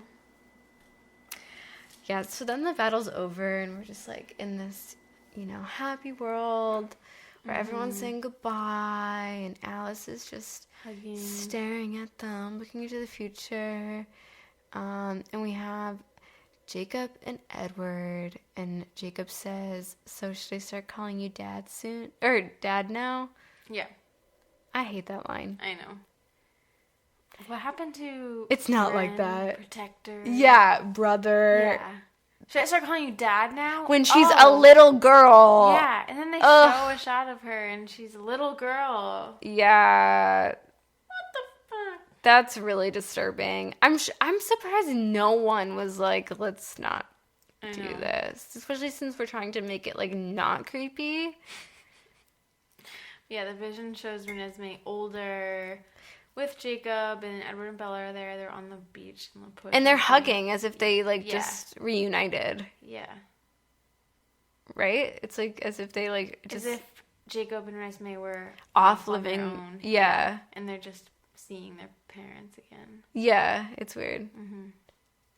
Yeah, because it's like Bella and Edward are the in-laws for Jacob. Oh, I don't like it. It's just weird. Sorry, I feel like I'm being too negative. Weird? Do you even like it? Do you even like Twilight? I love it. You guys know that. Then we get the scene, Bella and Edward in the meadow. I thought that this scene started so abruptly too. Like, we're in the meadow and then Bella just goes, I want to show you something. It almost made me think that there was dialogue before that they cut out. I don't know. But I also thought if you hadn't read the book, you might be wondering what is going on. Yeah, I agree. You'd be like, wait, what? Because it just goes into a montage. How is she projecting this montage onto him? Yeah. Because honestly, it's not that clear to me that she's just, like, turning her shield off, even as someone who read the book.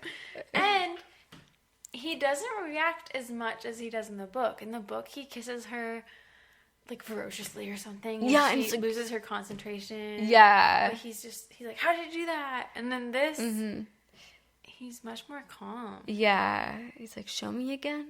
Yeah. Yeah. I was saying to Kelly during the movie that I think that they should have filmed more scenes for the montage. They should have showed, like, things B-roll that we haven't seen. Yeah. B-roll, or honestly, what if they filmed, like, recreated scenes from the... probably wouldn't work because they fucked up so much with the hair and the makeup and everything. But, like, what if they just, like, shot new scenes that are supposed to be from the first movie and from New Moon? Them making out and she's, like, in flannel. And yeah. We've never seen it before. Yeah. Like, that would have been so cool. That would have been... I sound greedy. I do love that they have this montage thing, but we just had one in Breaking Down Part 1. Yeah, exactly. With similar footage. Yeah. And that one was actually better. Yeah, I agree. The way it was cut. Yeah, I agree. You know how, like, it had prom and then the lights, it, like, shifted through the bokeh lights into, like, another shot, and, like, that one was really well done. Yeah, this montage is a little bit more, like, I feel like I could have seen this one on YouTube by someone. If it could have been a fan created montage. Yeah, if they created new footage, that would have been... I think if they had old footage with new footage, it would have been super emotional. I feel like they couldn't just do all new stuff. But that would have been... And if you made it obvious that this is, like, New Moon. If we saw Bella, like, fighting with Charlie and Renee in that scene that we don't really get to see in New Moon, or maybe, I don't know what the outfits would have been or something that make it obvious, but them on the plane or something coming back from New Moon, or, like, I mean, back from Volturi, or even just, like, a shot of them walking out of the Volturi building, I don't know what to call it, that we just hadn't seen, or, you know, just angles and stuff that we just haven't seen before. I mean, I don't know. Here I'm saying, like, I don't trust the hair and makeup people, but I mean, on a movie like this, they have to be talented enough to know how to recreate those looks well enough that we as an audience know, like, oh my gosh, this would have been the time in Twilight when they first met or whatever. Or just even little moments. I mean, they spent like every single day together, just like Bella doing her homework or like, you know, Edward eating pizza with Charlie. If only. If only. If I could. If only the woodpecker cried. Yeah. What we would change. Part 2. Because it's a little bit lazy to like fill time, which is like old. It is emotional and like really gives you all the feels, but I don't like it when TV shows and movie series by the end start, which I'm not saying Breaking Dawn does this completely, but they just start relying too much. How good it used to be as like a reminder, and they keep calling back to it and stuff. Mm-hmm. Make it good on its own now. Yeah, I agree. That would have been so cool. Yeah. But whatever, it's fantasy. I mean, it is cute. It is nice. I do like it when the montage starts. I love it. But yeah, I agree that new footage would have been really cool. I would have like jumped out of my seat. Yeah. But whatever. Yeah, and then that's it. And then they flip to the book pages and it's the credits. It starts the credits, yeah. Yeah. Yeah. The credits, again, call back to the first Twilight because you have those really epic credits, black and white, and you show literally everybody. And what I love about these credits is they show everybody from the whole series. It's so emotional. It's so, because it makes me cry. This is another reason why this is definitely the final movie because they're wrapping it up. They're saying thank you, and thank you to everybody who was in the series throughout all of it. So sweet. Not everybody. Mr. Molina is not in the credits. Tyler is not in the credits. He should have been in the credits. Okay, no. They're so small Yes. and they're only in the first one. Yeah, but you have some other characters who are really small. Who? The vampire that the Volturi killed in Breaking Dawn. But they're in the Breaking Dawn. Okay, yeah. They don't have, like, the wicked small people from the other ones. Like, they don't have the motorcycle guy in New Moon. Or they're not going to have literally everybody. True. I think you need to let go of that. Well, they have some really, really small people from Breaking Dawn, but are you saying because these are the Breaking Dawn movies? Yes. Okay. Yeah. Yes, this is Breaking Dawn, and then they also have characters from the other ones. But who are more significant, Yeah, I don't think they're going to have everybody. One more criticism is I do think the humans, instead of doing the shot of when they're at the wedding, I think they deserved a little bit more spotlight on them. Yeah. Oh, well. Spotlight is on. I know. Wait, the Wolfpack is like barely in this movie as well. In their human form. Yeah. But they're a big part of the series. Mm-hmm. I love the credits, though.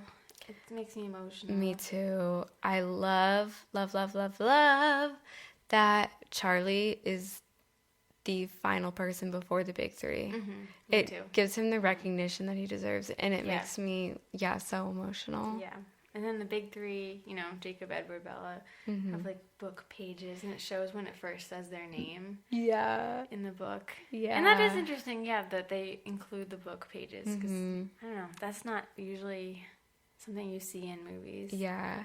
And I feel like the credits, it's for the fans.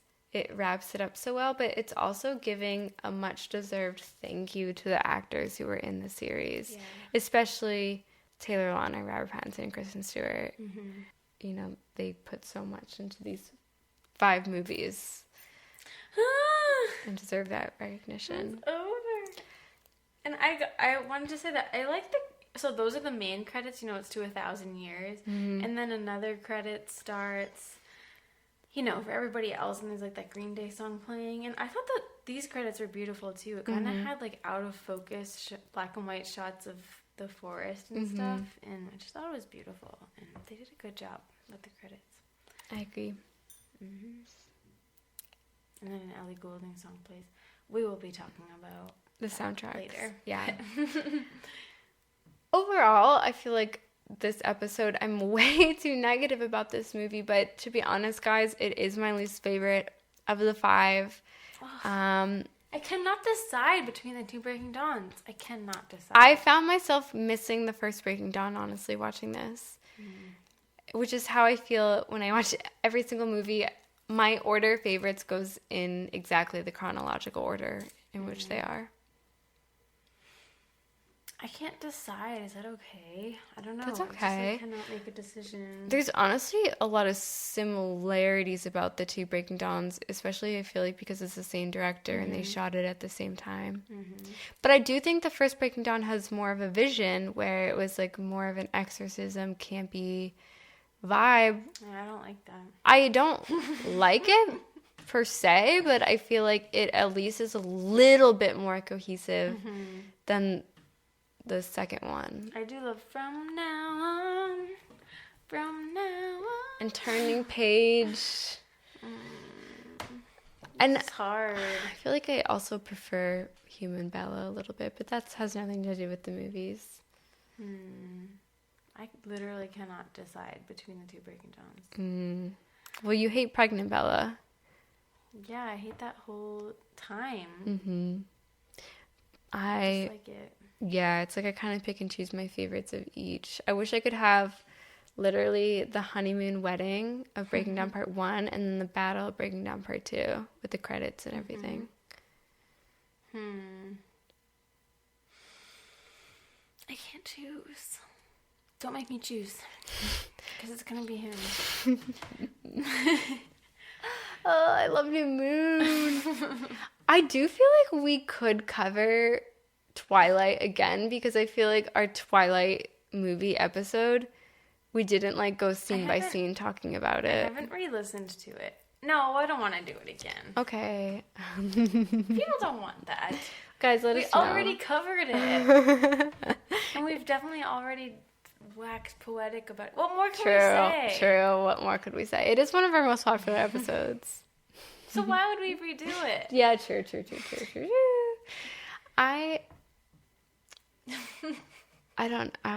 still watch the movie. I know. I love it. You don't need to. I know. I don't need an excuse to watch it. About it. True.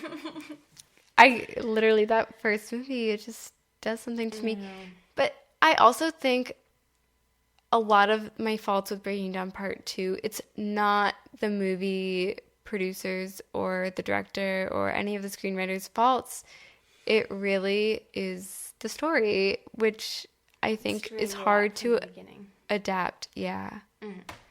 And that's not even Stephenie Meyer's fault. Like, it's just like... not her fault. Well, I just think when you have a story like... well, now it's like I'm talking in circles. Some things just don't translate into film form, and I think she knew that when she wrote it. She did. She said on her own website that I don't think it could be made into a movie. And then it did get made into a movie somehow. Yeah. I enjoy it fine enough. I really can't decide which one I like. I hate all the other extra vampires. I really struggle too because part 1 has the horrible, horrible wolf scene that I absolutely hate. I forgot about that, yeah. So, I don't know. I actually might. I don't know. It's so hard. I feel bad because so many people love both Breaking Dawns so much. Need another person on the show. I know. When we went to the festival, this was like so many people's favorite of all the movies. Yeah. And don't get me wrong, when I first saw it, I really genuinely thought it was as well. Yeah, this was my favorite.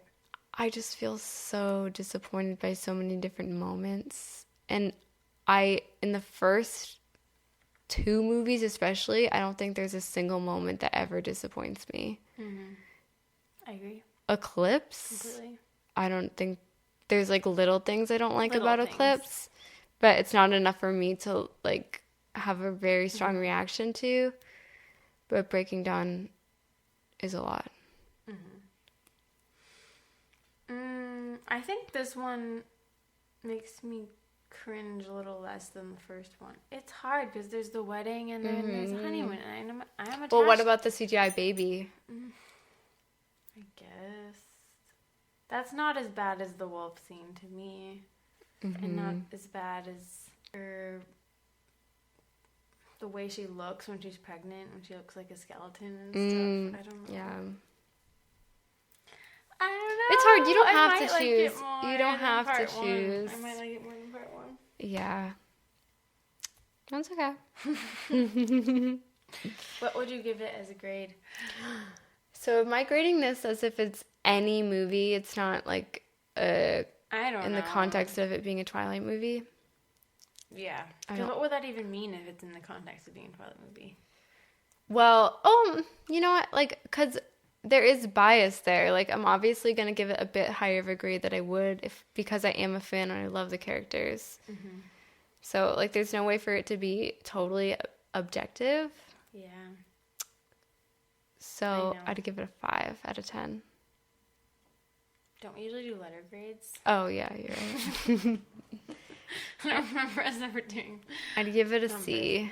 I'd give it a C too. Eep. Don't hate us, please. I'm so sorry. And if you guys love this one, tell us why. Yeah. It's a bummer to give it a C because it's the end of the series, you know. Yeah. A lot of things go that way, though. Yeah, I mean, it really is a testament, too. It's like when people have more money, they really, like, fuck things up in a lot of ways. Because so many things I love about the first Twilight is... Yeah, I love the story, but it's the vibe of it. It's the elements and the scenes and the lighting and the... Random dialogue. It feels very real. Yeah. Whereas this one feels very manufactured. I do still like it, though. Please don't hate us. I do like it. It is still... This is probably like the 30th time I've watched it in my life. Yeah. What other movies can I say that about? I know. And even though we just watched Breaking Down Part 2, there's still a lot more to cover. I mean, first of all, the soundtrack, but we still haven't done Life and Death and Midnight Sun and more topics about the books. Yes, we And still have a lot of actors. commentaries on the And commentaries. commentaries on the Oh yeah, we have to commentaries. do a lot. We have to do biographies of Yeah. all the actors, gonna be a conspiracy theories, Twilight Around the World? Question mark? Twilight at every age? Question mark. There's a lot, so don't Fan worry about us fiction. doing the last movie. Yeah. Yeah, fan fiction. Yeah, this podcast will be for a while. Yeah, and interviews with cast members. Hopefully. More interviews. Yeah. Yeah, Robert Pattinson? Question mark. Just kidding. That'd be the dream. Yeah. Okay. Well, it's 11:35 p.m. here recording, and I think we're good.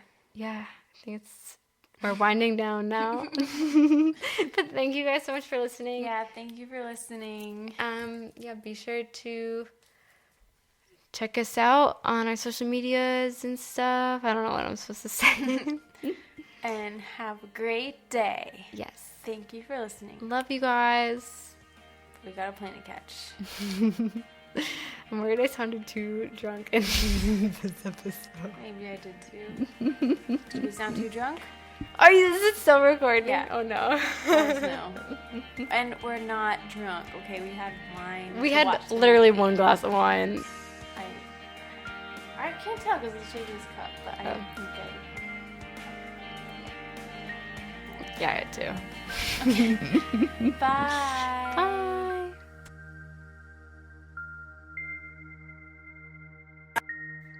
You can contact us at anotherbiteoftwilight@gmail.com or find us on Twitter, Tumblr, and Instagram at Another Bite of Twilight.